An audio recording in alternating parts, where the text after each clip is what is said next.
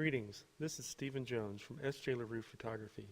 Today I'm going to do a video on how to use eBird, which is an online data collection site for birders. Okay, first open your browser. Personally I use Mozilla, but this will work on any web browser. Go to your navigation bar and type in eBird.org.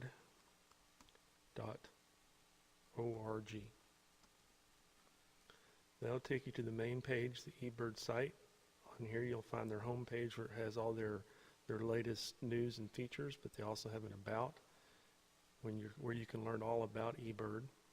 They also have submit observations, explore data, and they also have a help section, and you're part of My eBird. This is My eBird. My eBird, when you become a member on the website, it'll keep a list of what you record, and all your observations and stuff like that. And you can really just store all your information on what birds you see and stuff like that on this one site without having to have all those books and stuff. But all that you can look at on your own. Today I'm more concerned with a new eBird user, and just stepping you through the process of doing this online. There are also great apps out there like eBird and stuff like that where you could submit your sightings and stuff to eBird, but this is just for the main website. So first we're going to go to submit observations.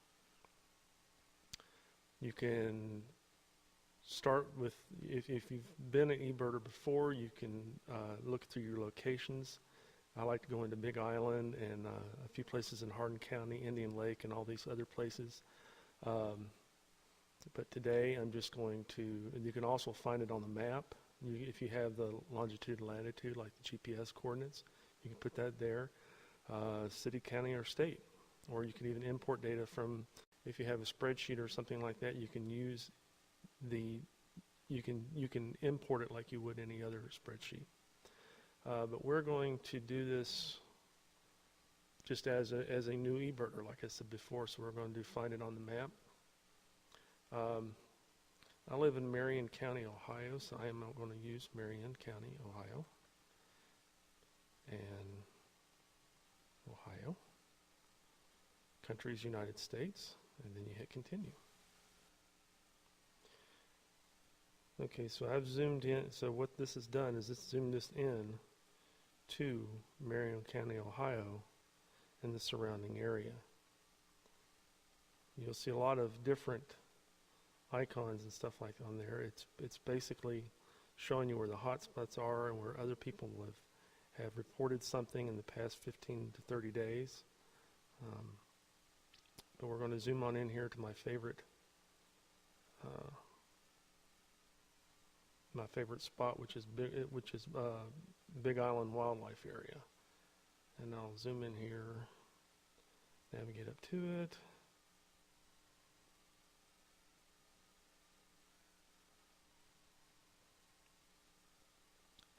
And that green dot is just where you want to make your report. Okay, so they have a map version, which is street map, and they have a satellite version. The thing about Big Island is right in here there is a big pond, and the way in that pond, about the best way to get to it is kayaking. And so that's where I'm going to place my marker, and I'm going to put Big Island pond behind White Barn. And the reason why I chose that name is just as a descriptive. Right here there is a big white barn, and if you travel down LaRue Prospect Road you cannot miss it. So that makes it easy as a descriptor, because there are more than one ponds at Big Island. This is just, and they're really containment ponds because these are wetland preservation areas. So it has really good sites. So anyway, we've chosen our site. We hit continue. You can also suggest this as a birding hotspot, but Big Island already has a couple spots for birding hotspots, so I'm not going to add that. But if you have an area that hasn't been suggested as a hotspot, then you can go ahead. If it's a really good place to find birds, and this is a good, then that's what you do. Is you suggest it as a birding hotspot, like right there. But anyway, we hit continue.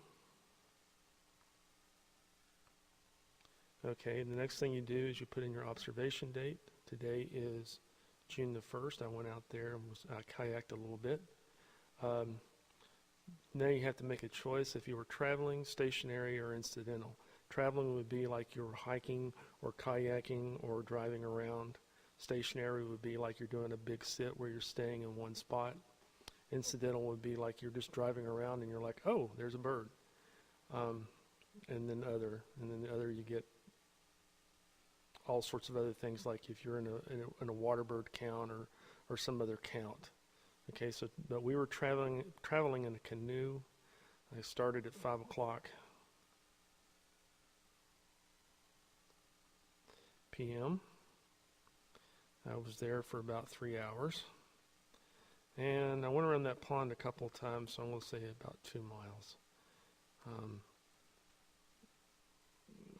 For kayak reasons, it's probably, the area is probably more like a mile. Yeah, I'm going to put a mile, because that pond is about a mile around, but I did go around it twice, so it just depends on how you want to do that data. It's not really going to make a big difference.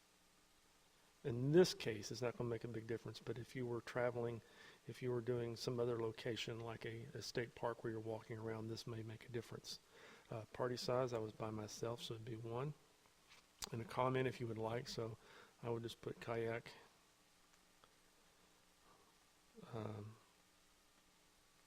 Kayaking on the pond. That way they would understand that I wasn't walking, I was on my kayak, and I was exploring the entire pond in places where you can't get to by hand. Next thing you do is, what do you see or hear? That pond had Canada geese. We'll just do a few of them here. There's 2 ways to do this. You can just put an X and add details saying you saw it, so comments or whatever. But the way eBird really wants you to do it is try to at least make a rough estimate, if not an actual count. Okay, so I saw 10 Canada geese that day, and there was probably more, but that's all that I saw. Okay, I had 2 trumpeters, I did not have 2 mute swans. I had 2 trumpeter swans. And it goes on and on down the list here. We had, let's just say we had a turkey vulture. We had about 10 of those flying above me. And I didn't have any gulls or anything like that. I had a few rock pigeons. I had about 15 rock pigeons. And let's see, you just keep going on down the list. I saw a belted kingfisher. You can just skip over these. Also, you can also jump to a species. Say, like if you know the bird banding codes, like prothonotary warbler is PROW. It will send you right to prothonotary warbler, and you click that. This area has a bunch of prothonotary warbler nests that have just been built up over the years. Today I counted 10 of them. Let's go on down the list here. Anyway, it has every bird here that would normally be here at this time of year. Okay? Now, some of the things that happens, especially at Big Island, since it's one of those areas that birds fly over a lot, is that sometimes we get rarities there. So now I told it to show the rarities, and the rarities would be for this time of the year. Sometimes there are rarities that, sometimes there are birds here that wouldn't be rare any other time of the year. And then they wouldn't show up as rare, they would actually show up on the main page. So then we go down, let's see, One of the things that we've actually seen there is a glossy ibis. So let's just say this day I found 2 of them. And they were on edge of swampy area, on edge of short grass, on east end of pond. Okay? And in the end, we will not be submitting this, so I am not sending any fake data to eBird, because what will happen is I will get an email saying, did you really see a glossy ibis at Big Island Wildlife Area? So we're going on down through here. So see, here's all the rare ones that, snowy owl, burrowing owl. One of the funny ones that's down here is a pelican somewhere. We have actually had pelicans at Big Island Wildlife Area, so you may have to put those in, but they are not in the normal birds because it is a rare bird for that area.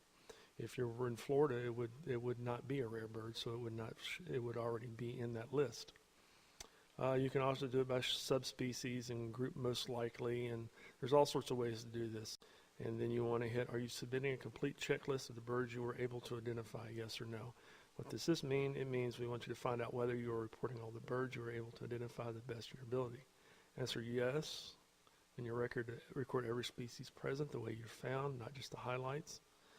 In other words, let's say that you found 15 house sparrows. Okay, that would not be a bird that I would normally put on my list, but it is on this list. So you would want to add those if you were going to say this is a complete list. If you want to say,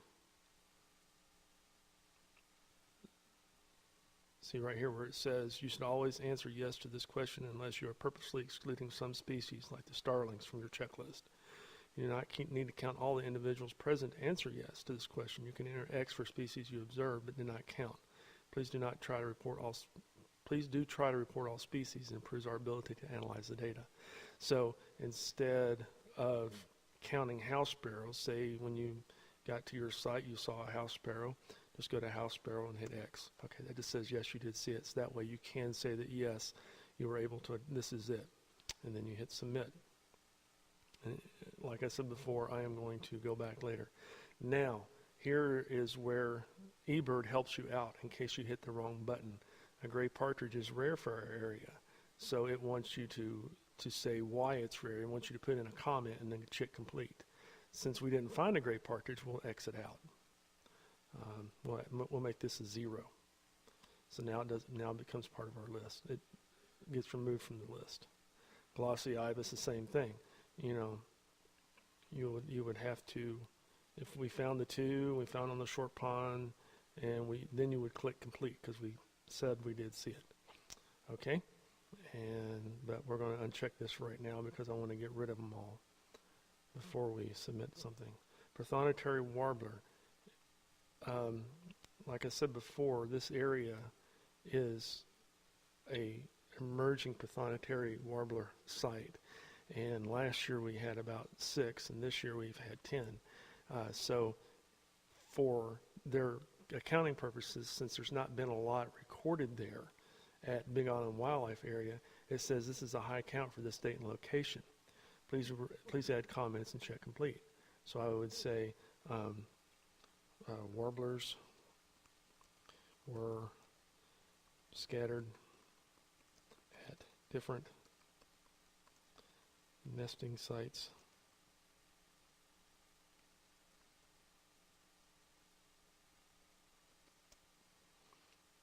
around the pond and in the woods behind and in the woods at the edge of the pond. Okay? And that's what they need to know. And then you hit complete. Okay? And also, you can also say if you heard some. I was not able to go to the woods there, but I did hear I did hear two different birds at two different locations is probably two different males. So that's where I'm basing two of that 10 count on those two different calls that I heard in that section of the woods. I wasn't able to get back there because the weeds were too high for my kayak. So I would put heard 2 in woods. Okay? And then hit complete, and then continue on down the list. That's all the ones that it really cares about. Everything else it pretty much considers it, yep, you probably saw it while you were there. But we went ahead and got rid of these, and we're able to submit it. Okay? Your checklist has been submitted, and it gives you a checklist number and then something you can refer back to in the end. Okay, if you want to delete this, see, I don't want this actually to be included in eBird's information series, so I'm going to go ahead. Okay, I've made a mistake. I probably shouldn't have had those prothonotary on there. It was another pond I was thinking about. So I would go over here to my, I'll back up there. Over here on the top of the tab, since I am part of eBird, it has a thing here that says all checklists, and this is all of my checklists that I've submitted. Okay, so right here is this one Big Island pond behind White Barn. All I have to do is view or edit it, so I can go back and take off those prothonotary warblers. But in this case, since this is an example, I'm just going to delete it. And are you sure? Yes. Are you really sure you want to delete this checklist? Once it's deleted, you can never come back. So it doubly asks you, so that way you are definitely able to say, no, I don't want to keep it. And so that is basically how you submit observations to eBird. And in the next one, we will see how you explore the data so that if you're looking for a bird or looking at a particular area, how you could submit that site. For now, this is Steve Jones from SJ Lee Photography signing off.